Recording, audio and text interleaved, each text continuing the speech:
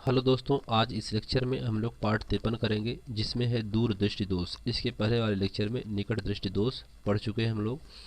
तो दूर दृष्टि दोष में, दूर दृष्टि दोष में दूर की वस्तुएं दिखाई देती हैं परंतु निकट की वस्तुएं अस्पष्ट दिखाई नहीं देती हैं, तो वह दूर दृष्टि दोष कहलाता है। ठीक है, नहीं जस्ट उल्टा है उसका।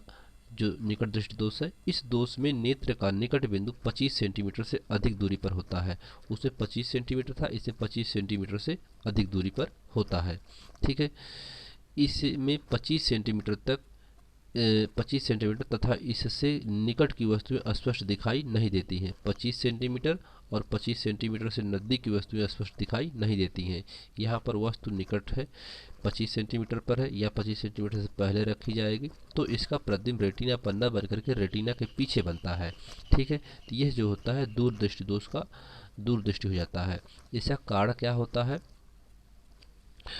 नेत्र लेंस की वक्रता के कम होने पर फोकस दूरी का बढ़ जाना। नेत्र लेंस की वक्रता कम होने पर फोकस दूरी बढ़ जाती है, अर्थात पीछे चली जाती है। नेत्र गोलक के व्यास का कम हो जाना, नेत्र गोलक का व्यास छोटा हो जाना। इस दोष में वस्तु का प्रतिबिंब रेटिना पर न बनकर रेटिना के पीछे बनता है, जिसके कारण वस्तु अस्पष्ट दिखाई नहीं देती है। ठीक है, इसका निवारण देख लेते हैं। यहाँ पर निवारण, इस दोष को दूर करने के लिए उत्तल लेंस का प्रयोग किया जाता है। तो उत्तल लेंस जो वस्तु निकट में रखी होती है आँख के चश्मे में, वह वहाँ पर उत्तल लेंस लगा देते हैं। तो उत्तल लेंस उस वस्तु को दूर फोकसित कर देता है, तो उसका प्रतिबिंब रेटिना पर आकर के बनने लगता है, जिससे उस दूर दृष्टि दोष का निवारण हो जाता है। यानी दूर दृष्टि दोष को दूर करने के लिए उत्तल लेंस का प्रयोग किया जाता है। ठीक है, तो इस पे आधारित कुछ सवाल को देख लेते हैं।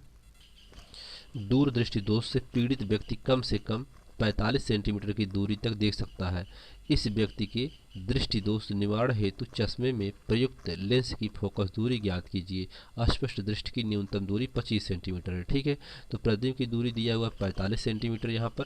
ठीक है, और वस्तु की दूरी दिया हुआ है u बराबर -25 और एफ निकालना है। तो सूत्र लेंस का लगा करके मान यहाँ पे रख करके इसको सॉल्व करेंगे तो आपको मिलेगा 4/225, अर्थात यह बराबर 225/4 भाग करेंगे तो फोकस दूरी 56.25 सेंटीमीटर आ जाएगी। ठीक है, तो इसको आप कर सकते हैं। सवाल बहुत सिंपल है। यहाँ पर दूसरा देखते हैं। एक दूर दृष्टि से पीड़ित व्यक्ति की आँख के लिए निकट बिंदु की दूरी 80 सेंटीमीटर है। इस व्यक्ति के दृष्टि दोष निवारण हेतु चश्मे में प्रयुक्त लेंस की क्षमता ज्ञात कीजिए। तो प्रतिबिंब की दूरी भी 80 दिया हुआ है, वस्तु की दूरी -25 है, लेंस की क्षमता P निकालना है। तो ये भी क्वेश्चन सिंपल सा ही है। इस लेंस का सूत्र लगाएंगे, v का मान -80 है, इसका मान -25 है, माइनस माइनस प्लस हो जाएगा। ये एलसीएम लेंगे 400 आएगा, भाग करेंगे तो -5 + 16 आएगा, घटाएंगे 11/400 आ जाएगा। फिर 11/400 में यहाँ पर सेंटीमीटर को मीटर में बदलना होगा, तो 100/1 कर देंगे, ये कट करके 11/4 आ जाएगा। यहाँ सेंटीमीटर को मीटर बदला गया है। ठीक है, तो यह बराबर 4/11 आ गया। अब यह बराबर 4/11 जो आ गया है, तो यहाँ से इसको हमें निकालना है P। तो यह बराबर क्या होता है? 1/P। P बराबर होता है 1/F, मीटर होता है। तो यहाँ पर मीटर हम लोग कन्वर्ट कर चुके हैं।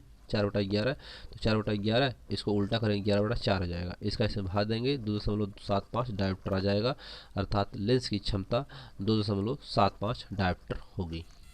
अगला है इसमें जरा दूरदृष्टिता। जरा दूरदृष्टिता दोष क्या होता है? आयु में वृद्धि के साथ साथ नेत्र की समंजन क्षमता घटती जाती है, जिसके कारण दूर अथवा निकट या दोनों ही स्थानों पर वस्तुएं स्पष्ट दिखाई नहीं देती हैं। इसे ही जरा दूरदृष्टिता कहते हैं। यानी जरा दूरदृष्टिता क्या होता है कि पास की वस्तु और नज़दीक की वस्तु या दोनों ही स्थानों की वस्तुएं जिस व्यक्ति को नहीं दिखाई देती हैं, उसे जरा दूरदृष्टिता कहते हैं। इसका कारण क्या होता है? इसका कारण होता है कि पक्षमाभी मांसपेशियों की शक्ति में कमी तथा नेत्र लेंस के लचीलेपन में कमी आ जाने के कारण नेत्र में जरा दूरदृष्टिता दोष हो जाता है।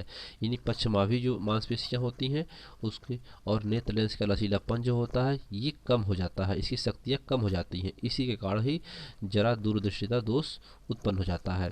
ठीक है, निवारण के लिए इस दोष को दूर करने के लिए द्विफोक्सी लेंसों का प्रयोग किया जाता है, यानी द्विफोक्सी लेंसों का। द्विफोक्सी लेंसों में अवतल तथा उत्तल दोनों लेंस होते हैं।